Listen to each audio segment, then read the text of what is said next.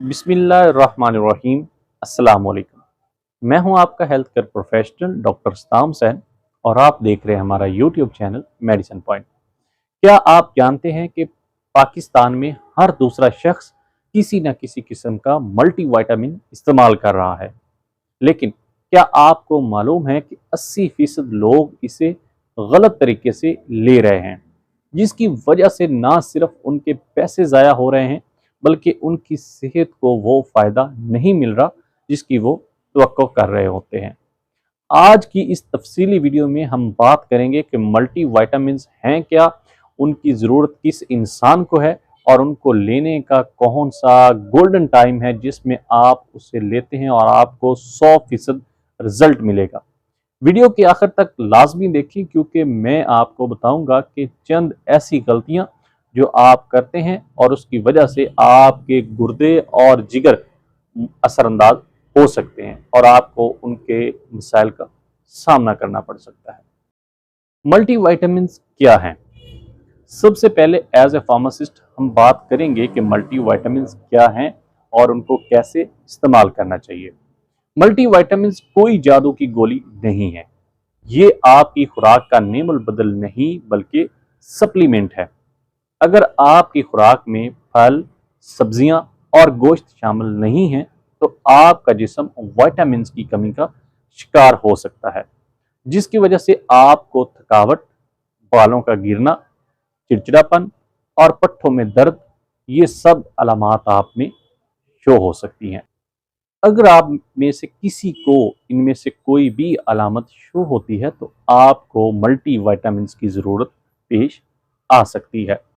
Water soluble vitamins और fat soluble vitamins, यहाँ पर मैं आपको एज ए फार्मासिस्ट एक टेक्निकल बात बताता हूँ कि विटामिन्स दो तरह के होते हैं, एक वाटर सॉल्युबल होते हैं और एक fat soluble.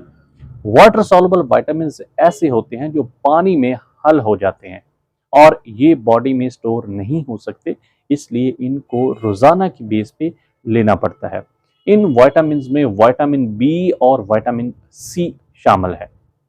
Fat soluble vitamin में vitamin A, vitamin D, vitamin E और विटामिन के शामिल है। ये चर्बी में हल हो जाते हैं। अगर आप इन्हें खाली पेट लेंगे तो ये जिस्म में जज़ब हो ही नहीं सकते, इसलिए इन विटामिन्स को हमेशा खाने के बाद लेना ज़रूरी है ताकि इसमें मौजूद विटामिन डी और ई अपना काम कर सकें। और विटामिन्स को खाने के बाद लेने से आप उनको ज़ाया करने से बच सकते हैं और वो आपको ज़ाया होने की बजाय फ़ायदा देंगे। मल्टीविटामिन्स लेने का बेहतरीन वक्त, मल्टीविटामिन्स लेने का सबसे बेहतरीन टाइम जो है वो नाश्ता या दोपहर का खाना है। रात को मल्टीविटामिन्स क्यों नहीं लेने चाहिए? क्योंकि मल्टीविटामिन्स में मौजूद विटामिन बी कम्प्लेक्स आपके मेटाबॉलिज्म को तेज करता है और आपके जिस्म को एनर्जी देता है। अगर आप रात के वक्त विटामिन लेते हैं तो आपकी नींद उड़ सकती है। दूसरी अहम बात, चाय या कॉफ़ी के साथ हरगज़ ना लें।